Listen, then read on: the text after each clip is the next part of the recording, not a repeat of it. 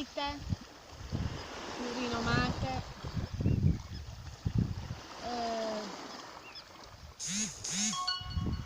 dalle acque limpide che troviamo nella zona costiera vicina a San Teodoro. Siamo, diciamo, più vicini a Capo Codacavallo. Davanti a me, anzi siamo a Capo Codacavallo. Davanti a me c'è un po' di foschia, quindi probabilmente i colori non saranno nitidi. Spero riusciate a vedere le diverse spiagge. Luimpostu, Cala Brandinchi, alle loro spalle Monte Nieddu, quindi ripeto, Cala Brandinchi, Luimpostu e più in fondo, non so se riuscirete a vederlo, nella parte terminale diciamo del costone, Punta Aldia. In questo mare ho fatto il bagno il 2 novembre del 2016 perché l'acqua è caldissima, oltre che limpidissima, la sabbia è finissima, bianco-grigio, ci sono pochissimi scogli, solo qua, è circondata da una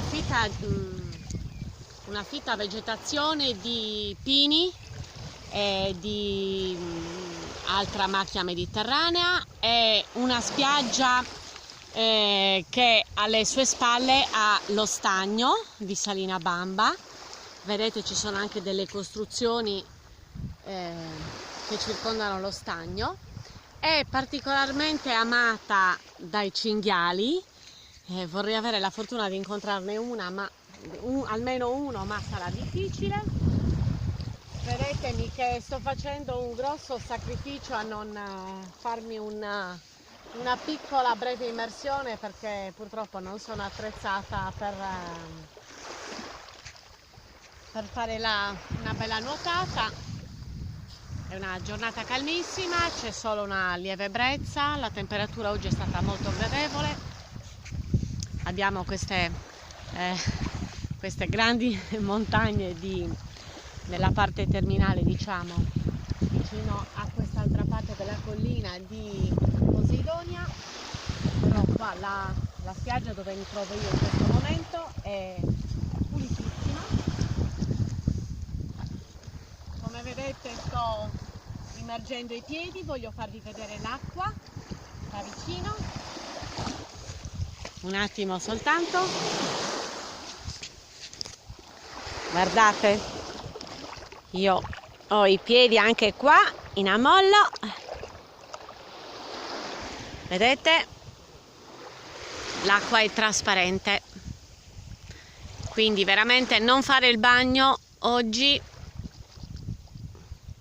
per me è un grosso sacrificio.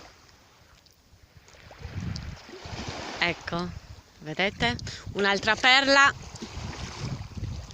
della costa orientale. Spero possiate gradire questa piccola passeggiata e quindi vi saluto anche da Salina Bamba. Un bacione grande, a presto, grazie.